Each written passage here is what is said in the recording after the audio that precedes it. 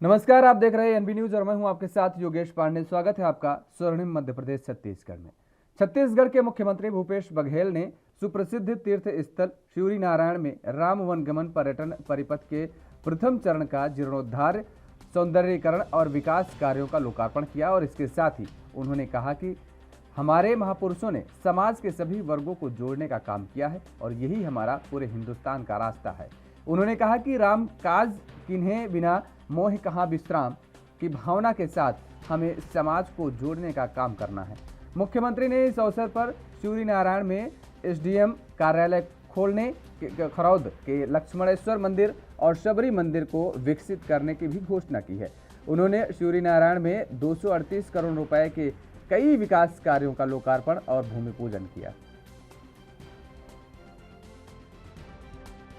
राम को, रामायण को घर घर तक पहुंचाने और जन जन तक पहुंचाने का काम किसी ने किया है तो गोस्वामी तुलसीदास जी ने किया, जो लोक भाषा में इसकी रचना की। इसलिए मैं गोस्वामी तुलसीदास जी को नमन करना चाहता हूं। आदरणीय साथियों, बहुत सारे लोग मुझसे सवाल करते हैं कि आप इस प्रकार से धार्मिक आयोजन क्यों कर रहे हैं। मैं उन सबको बताना चाहता हूं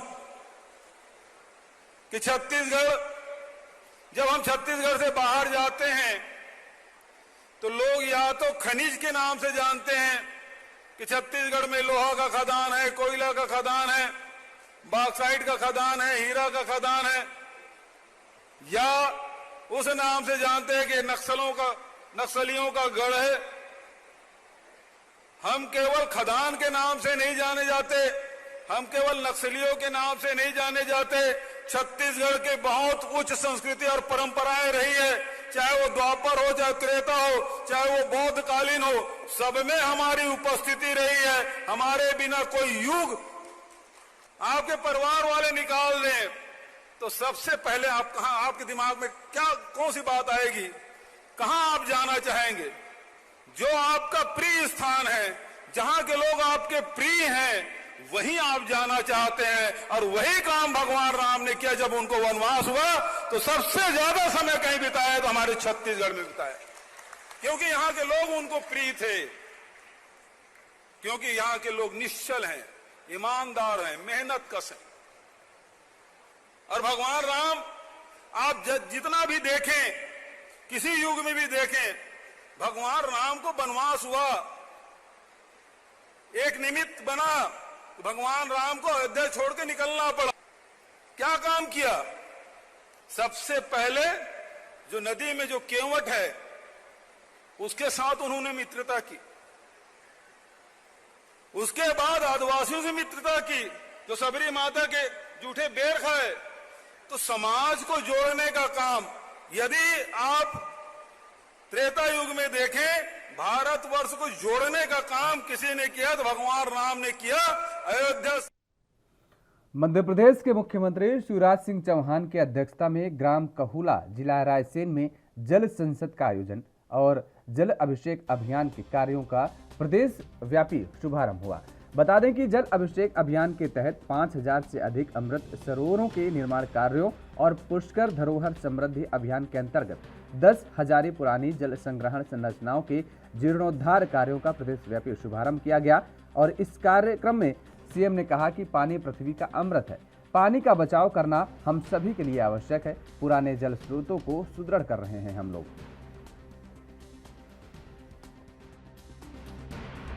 हमारी संस्कृति ही जल संस्कृति है।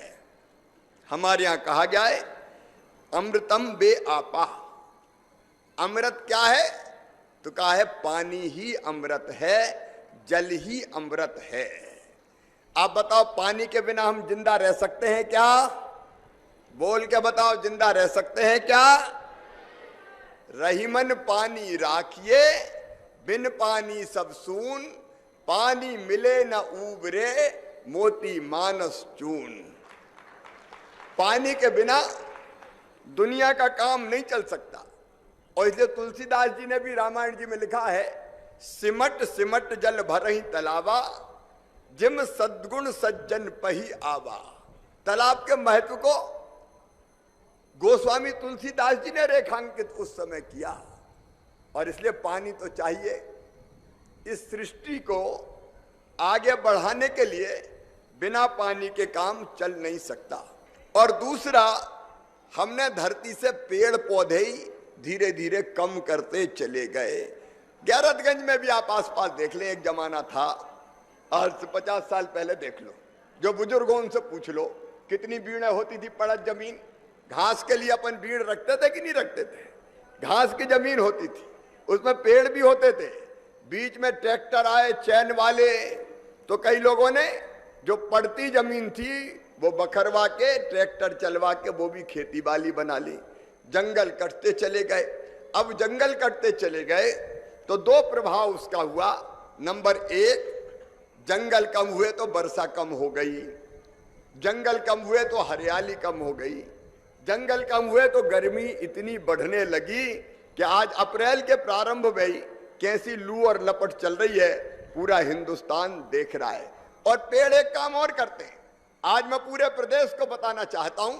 पेड़ एक काम ये करते हैं कि जब वर्षा होती है तो पेड़ों की जड़ें पानी सोख के नीचे जमीन में भी पानी पहुंचाती है और धरती मैया का पेट भी भरती है, पानी वहां पहुंचाती है। पेड़ कम हो गए तो पानी जमीन में पहुंचना भी कम हो गया। पेड़ कम हो गए तो मिट्टी भी कट कट के बहुत बहने लगी और इसलिए धीरे धीरे जल का संकट पैदा। हमारे प्रधानमंत्री श्रीमान नरेंद्र मोदी जी ने भी कहा कि भाई पानी बचाओ, धरती के पेट में फिर से पानी भेजो। और पानी अगर हमको बचाना है तो तरीके क्या है?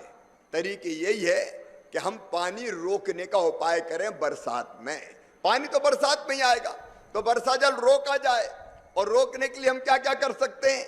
हम खेत तालाब बनाएं, चेक डैम बनाएं, स्टॉप डैम बनाएं, बोरी बंधान बनाएं, अलग अलग जितनी जल संरचना हो सकती है हमको बरसात के पानी को रोकने के लिए बनाना चाहिए। और पहले बनते ही थे, खेतों में भी अपने आप बंधिया डलती थी, बंधिया ही कहते थे ना अपन। और बरसात का पानी तलातल भरा रहता था, जब बरसात में गिरता था तो वही पानी जमीन में भी चला जाता था, तो जमीन में भी जल का स्तर बढ़ता था। अब कई जगह वो भी प्लेन हो गई, बराबर हो गई, तो वो पानी भी करेंगे। अब खबरों का, मध्य प्रदेश के मुख्यमंत्री शिवराज सिंह चौहान ने रामनवमी के मौके पर कहा कि मंदाकिनी नदी को नर्मदा नदी से जोड़ा जाएगा और कहा, मैं मंदाकिनी नदी को स्वच्छ और निर्बाध कर रखने का संकल्प लेता हूं। सीएम शिवराज ने यह घोषणा चित्रकूट में संतों के सम्मान समारोह में भाग लेने के दौरान की है।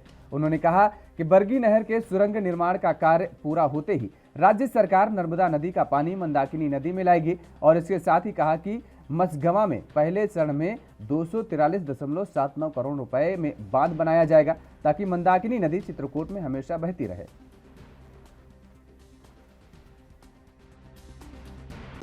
आपने भी वृक्षारोपण का फैसला किया है।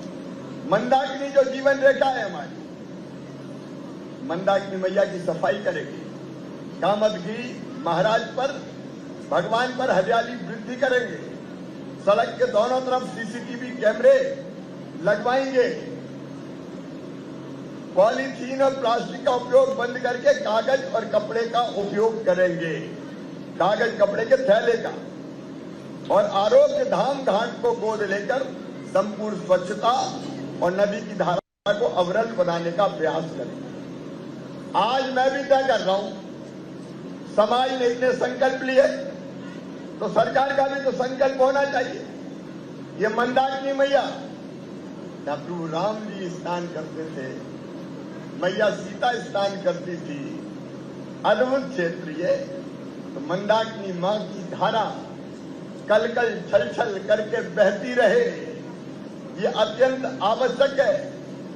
और इसलिए हम लोगों ने ये फैसला किया है, विकासखंड मझगवा के पिंडरा ग्राम से 3 किलोमीटर दूर पैस्विनी नदी में एक बांध बनाया जाएगा।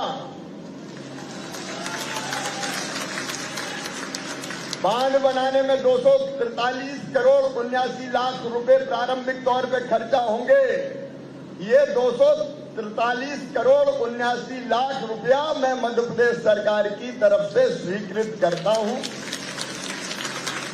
पहले चरण में राम वनगमन सर्किट परियोजना पर बोलते हुए छत्तीसगढ़ के गृह और पर्यटन मंत्री ताम्रध्वज साहू ने कहा कि यह परियोजना मुख्यमंत्री भूपेश बघेल का ड्रीम प्रोजेक्ट है।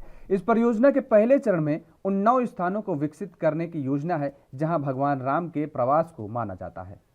जो राम वनगमन पथ की बात जो आपने कही है वो हमारी धार्मिक आस्थाओं मान्यताओं से जुड़ा हुआ प्रश्न है और हमारे मुख्यमंत्री माननीय भूपेश बघेल जी का एक ड्रीम प्रोजेक्ट है। और रामायण से संबंधित जितने भी ग्रंथ हैं उन सब में बहुत स्पष्ट उल्लेख है कि भगवान राम ने अपने 14 वर्ष के वनवास काल का अधिकांश समय लगभग 10 साल छत्तीसगढ़ में गुजारे हैं। कोरिया से लेकर सुकमा तक उन्होंने लगभग 2200 किलोमीटर का जो रास्ता है वो उनका, जिसको आज हम राम वनगमन पथ कहते हैं, उसमें से अभी 9 स्थानों को चिन्हांकित किया गया है। माननीय मुख्यमंत्री जी ने जो प्रोजेक्ट तैयार करवाया है लगभग 138 करोड़ का प्रोजेक्ट है, उसमें 9 स्थानों को चिन्हांकित करके उसको विकसित करने का काम हम लोग कर रहे हैं। ये धार्मिक पर्यटन का रूप भी लेगा और ये यात्रियों के। मध्य प्रदेश के मुख्यमंत्री शिवराज सिंह ने खरगोन हिंसा को लेकर कहा है कि दंगाइयों के खिलाफ कठोरतम से कठोरतम कार्रवाई की जाएगी और इसके साथ ही उन्होंने कहा कि मध्य प्रदेश की धरती में दंगाइयों का कोई स्थान नहीं है। हमने दंगाइयों को चिन्हित कर लिया है। जिन लोगों ने पत्थर चलाया है उन लोगों को दंडित तो किया ही जाएगा, लेकिन नुकसान का आकलन करके उनसे वसूली भी की जाएगी। कल पूरे प्रदेश में रामनवमी अभूतपूर्व उत्साह के साथ मनाई गई, लेकिन खरगोन में दुर्भाग्यपूर्ण घटना हुई है। दंगाई छोड़े नहीं जाएंगे, कठोरतम कार्रवाई की जाएगी। मध्य प्रदेश की धरती पर दंगाइयों को कोई स्थान नहीं है, चिन्हित कर लिए गए और केवल कार्रवाई का मतलब जेल भेजना। जिनने पत्थर चलाए हैं, संपत्तियों को नुकसान पहुंचाया है,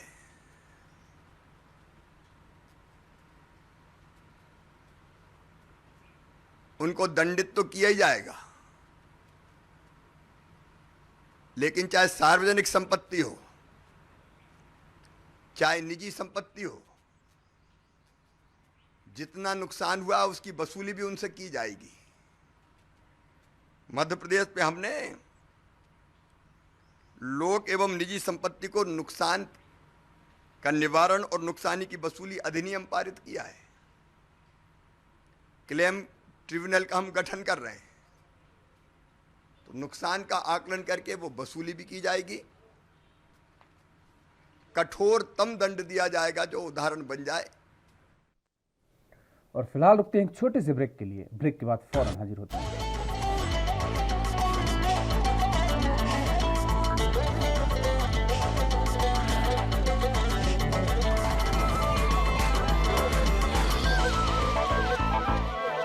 ब्रेक के बाद एक बार फिर आप सभी का स्वागत है और खबरों में आगे बढ़ेंगे। मध्य प्रदेश के खरगोन में रामनवमी पर सांप्रदायिक तनाव फैलाने वाले उपद्रवियों पर कानूनी कार्रवाई होनी शुरू हो गई है। मुख्यमंत्री शिवराज सिंह चौहान की सख्ती के बाद खरगोन प्रशासन एक्शन में आ गया है। दंगाइयों के घरों दुकानों पर बुलडोजर चलना शुरू हो गए हैं। सबसे पहले प्रशासन ने छोटी मोहन टॉकीज के बड़ी कार्रवाई की है। आपको बता दें कि कार्रवाई के दौरान मौके पर प्रशासनिक अमला और भारी पुलिस फोर्स तैनात रही। दरअसल सीएम शिवराज ने सख्त आदेश दिए थे कि दंगाइयों को बख्शा नहीं जाएगा। मध्य प्रदेश में शांति भंग करने वालों को सिर्फ जेल ही नहीं भेजा जाएगा, बल्कि उनसे संपत्ति के नुकसान की वसूली भी की जाएगी।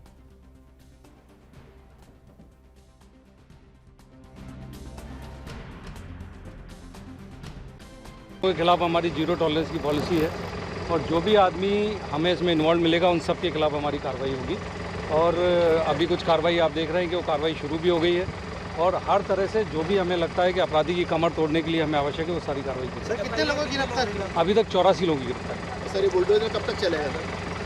देखिए ये तो अब जैसे जैसे हमें ये पता चलेगा कि ये बदमाश है, बहुत सारी जगहों पे अतिक्रमण किए हैं, तो जो लीगल पूरी कार्रवाई है वो करते रहेंगे लगातार। जो कल अपना रामनवमी का जुलूस था उस पर कल पथराव की घटना हुई थी, जैसा आप लोगों को पता है। उसके पश्चात से ही पुलिस और प्रशासन ने पूरे एरिया में अपना कंट्रोल में ले लिया है। कर्फ्यू की घोषणा हो चुकी है और उस के साथ हम लोगों ने जो आइडेंटिफाई किया, लगभग 84 लोग अभी तक गिरफ्तार हो चुके हैं। इन 84 लोगों पे जेल में डालना एक विषय है, साथ ही में इनके जो प्रॉपर्टीज़ हैं, जो इलीगल कंस्ट्रक्शंस हैं, एनक्रोचमेंट है, क्योंकि आर्थिक प्रहार बहुत बड़ा प्रहार होता है, उन पर तोड़। और माननीय मुख्यमंत्री जी ने जैसा बताया है कि इन लोगों से जो नुकसान हुआ है उसकी भी भरपाई कराने की कार्रवाई की जाएगी। दंगे और उपद्रव के बारे में गवर्नमेंट की पॉलिसी 0 टॉलरेंस की है और हम उसको इम्प्लीमेंट करने के लिए कटिबद्ध हैं। सर कितने जगह कार्रवाई अभी चिन्हित की गई है? अभी लगभग 50 के करीब कार्रवाई की जगह चिन्हित हुई है, कार्रवाई चल रही है और ये अब निरंतर चलेगी। कौन कौन से स्थान पर कार्रवाई होगी सर? कौन कौन से स्थान में इसमें चिन्हित की है? इसमें खसखस बाड़ी है, मोहन टाकीज वाला है, ऐसे बहुत सारे जितने भी स्थान है, वो आनंद नगर के पीछे वाला है, वो सब आइडेंटिफाई किया और सब पे कार्रवाई होगी। शासकीय कर्मचारियों पे भी कोई कार्रवाई? हाँ, कुछ अफवाह फैलाने का 4 का पता चला था। 3 कर्मचारियों को उन सेवा से निकाल दिया गया है और 1 कर्मचारी को सस्पेंड किया गया है। नियमित कर्मचारी 3 जो थे डेली वेजिंग वाले थे। मध्य प्रदेश की पूर्व मुख्यमंत्री उमा भारती आज रायसेन किला पहुंचकर शिव मंदिर के गर्भगृह के बंद दरवाजा के बाहर पूजन किया। उमा भारती ने गंगोत्री का जल लेकर शिवलिंग का जलाभिषेक करने पहुंची थी, लेकिन केंद्रीय पुरातत्व विभाग से ताला खोलने की अनुमति नहीं दी गई। इस पर उमा ने कहा कि सुरक्षा के कारणों से अभी पुरातत्व विभाग ताला लगाए हुए है, यहाँ विवाद की कोई बात नहीं है।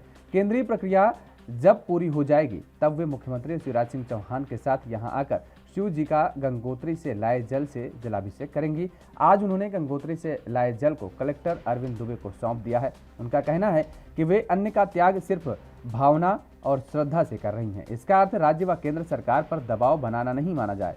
प्रक्रिया के तहत जब ताला खुलेगा तब वे सीएम शिवराज के साथ आकर मंदिर के टिक्कड़ बनवा कर खाएंगे।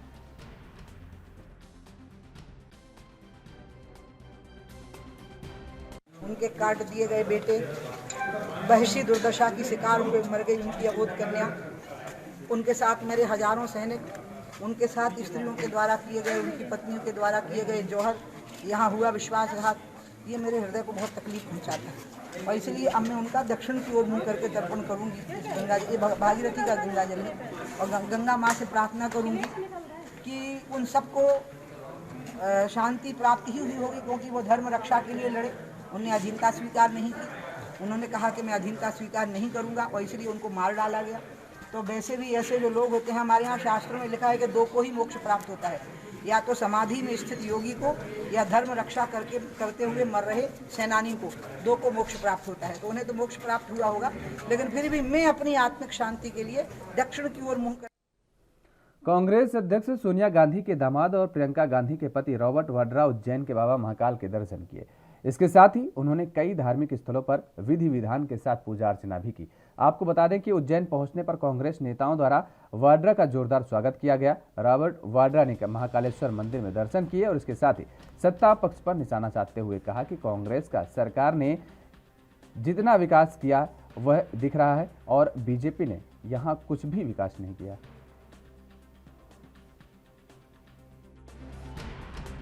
यहाँ आके मुझे बहुत ही शांति, खुशी और ऐसे मिल रही है कि पूरे देशवासियों के साथ मुझे और एकजुट होकर आगे बढ़ना चाहिए और देश में प्रगति होनी चाहिए। और मैं यही कहूँगा कि सबको खुशी रहना चाहिए। आजकल कोविड का समय है और कोविड बढ़ता जा रहा है, उनके लिए भी मैंने प्रार्थना की है कि सब खुशी से रहें। और यही बोलूँगा कि मैं यहाँ आकर, मेरा पूरा देश भर में स्पिरिचुअल विजिट होता है, तो मैं यहाँ आया हूँ और मेरे जो सहयोगी हैं उन्होंने मेरे को नया दरवाज़ा खोल के दिया है कि, और यहाँ से जैसे मैं कह रहा हूँ आशीर्वाद लेकर जा रहा हूँ और अपने परिवार के लिए। और यही बोलूँगा कि जो हमारी सरकार ने यहाँ महाकाल के लिए जो किया उससे ये दिखाई दे रहा है। मेरे ख्याल से बीजेपी की सरकार ने कुछ भी नहीं किया है यहाँ, और मैं ज़्यादा राजनीतिक बात नहीं करना चाह रहा हूँ, पर यहाँ प्रगति होनी चाहिए। यहाँ देश भर से लोग आते हैं और मैं देखता हूँ कि हमारी सरकार ने जो दिया था उससे। मध्य प्रदेश में पत्रकारों पर अत्याचार और उत्पीड़न की घटनाएं रुकने का नाम नहीं ले रही हैं। सीधी में पत्रकार कनिष्क तिवारी का मामला ठंडा भी नहीं हुआ था कि टीकमगढ़ में 25 से 30 गुंडों ने पत्रकारों के 4 पहिया वाहन को रोककर जानलेवा हमला कर दिया। इतना ही नहीं, इस घटना में एक पत्रकार का तो अपहरण कर उससे लूटपाट की गई और फिर उसके गुप्तांग से को भी काट दिया गया और उसे पलेरा के पास स्थित एक ढाबा में पास गंभीर हालत में छोड़ दिया गया। दरअसल पूरा मामला टीकमगढ़ जिले के पलेरा थाना अंतर्गत आने वाले बुदौर का है। यहां 5 पत्रकार बुदौर गांव से अवैध शराब बिक्री की खबर कवरेज करके वापस टीकमगढ़ आ रहे थे। तभी रास्ते में बुदौर पलेरा मार्ग पर 2 बोलेरो वाहन आए और पत्रकारों के वाहन के आगे लगाकर उनसे गाली गलौज की और मारपीट की।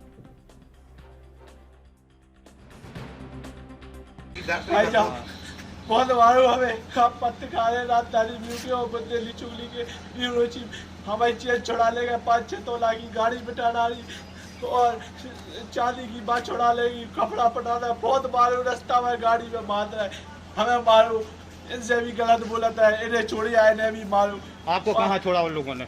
हमें इतने पटक के थाने के बाहर के लाए थे हमारे सामने से। तो कहाँ ले गए थे आप? कचौनी रास्ता में मारा था, चेन छुड़ा ली, 2 मोबाइल छुड़ा ले, एक 3 मोबाइल है, 2 मोबाइल छुड़ा लेगा, 1 मोबाइल पता ही नहीं जाके देगा और मारो, बोले साले केस बना देंगे, हमें तुम जानते नहीं हो, बोले हम पत्रकारों के बाप है, फलाना ढिकाना, बहुत मारा। संरक्षण किसका है? क्या पता, ये पता नहीं है, बहुत मारा हमें। आज थाना पलेरा में पत्रकार रूपेश जैन जी ने आकर रिपोर्ट लेकर आई थी कि ग्राम बुदौर के अंतर्गत शराब बिक्री की खबर बनाने के लिए गए थे। जो खबर बनाकर लौट रहे थे तभी जितेंद्र, नेमी जैन और मोनू ठाकुर तथा उनके साथ 2-3 अन्य लोगों भी थे उसके साथ में। उन्होंने रूपेश जैन एवं उनके साथी डीपी राजपूत जी, नीरज देशमुख जी और लोकेंद्र सिंह जी के साथ मारपीट की। इस संबंध में रूपेश जैन जी के द्वारा थाना में रिपोर्ट लिखाई गई है, जिसमें अपराध क्रमांक 126/22 प्रकरण पंजीबद्ध किया गया है, वैधानिक कार्रवाई की। कहीं भी हो, पत्रकारों का पूरा सम्मान है, वो सम्मानित व्यक्ति है। मध्य प्रदेश के दतिया में अचानक भड़की आग ने आसपास के करीब 10 गांवों के 500 बीघा से ज्यादा खड़ी फसल जलाकर राख कर दी। आपको बता दें कि इस भीषण अग्निकांड में करीब सैकड़ों किसानों को नुकसान हुआ है और 10 गांवों में गेहूं की फसलों में लगी भीषण आग से करीब 60 लाख की फसल जलकर नष्ट हुई है। इस पर गृह मंत्री नरोत्तम मिश्रा ने दतिया पहुंचकर पीड़ित किसानों से मुलाकात की और इसके साथ ही किसानों को आश्वासन दिया और कहा कि अधिकारियों को उचित निर्देश दिए गए हैं। मौके पर नगर पालिका के 5 फायर ब्रिगेड आग पर काबू पाने के लिए कोशिश कर रही थी। आगजनी में हुए नुकसान को लेकर मुख्यमंत्री शिवराज सिंह ने संवेदना व्यक्त की है और इसके साथ ही पीड़ितों को मदद देने का भरोसा भी दिलाया है।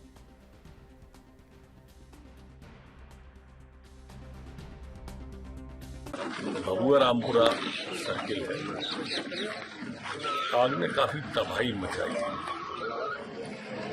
और काफी गांव प्रभावित हुए। मैं अधिकांश गांव में और खेतों पर गया हूं। निश्चित रूप से किसान का बहुत नुकसान हुआ है।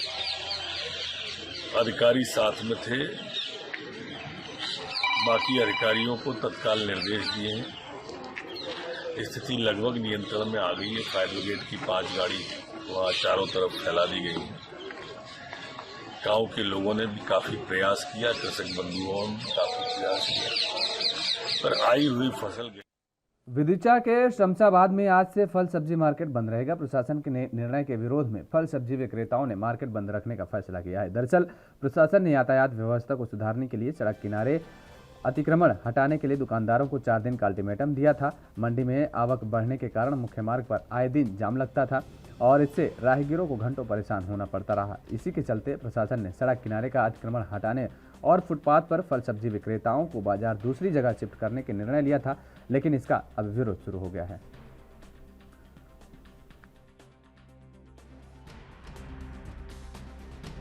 अपने मेला ग्राउंड में पहुंचा रहा है हम लोगों को, और यहाँ मामेलागढ़ में हमारा धंधा चलेगा नहीं इस तरीके से। तो हमारा धंधा कई 15 साल से यहीं चल रहा है, शमशाबाद में अच्छा चल रहा था। और कोरोना से पहले ही 2 साल से परेशान हैं हम लोग। और अब हम लोग सोच रहे हैं कि धंधा हमारा यहीं चलेगा, और अगर ये लोग बंद करवाएंगे, बंद करवाने को बोलते हैं, तो हम बिल्कुल बंद कर देंगे दुकानदारी। सब लोगों ने हमने क्या कल से सब्जी नहीं दी जाएगी? नहीं, कल तो कोई सब्जी नहीं दी जाएगी सर। या कोई दूसरा आके बेचेगा फिर? उसकी सब्जी खरीद ली जाएगी, हम ही गाय डोलो खिला दी जाएगी। कब तक करेंगे लोग? जब तक हमारी मांग है। और स्वर्णिम मध्य प्रदेश छत्तीसगढ़ में फिलहाल मेरे साथ इतना ही। देश और दुनिया की तमाम खबरों के लिए आप देखते रहिए ANB न्यूज़। नमस्कार।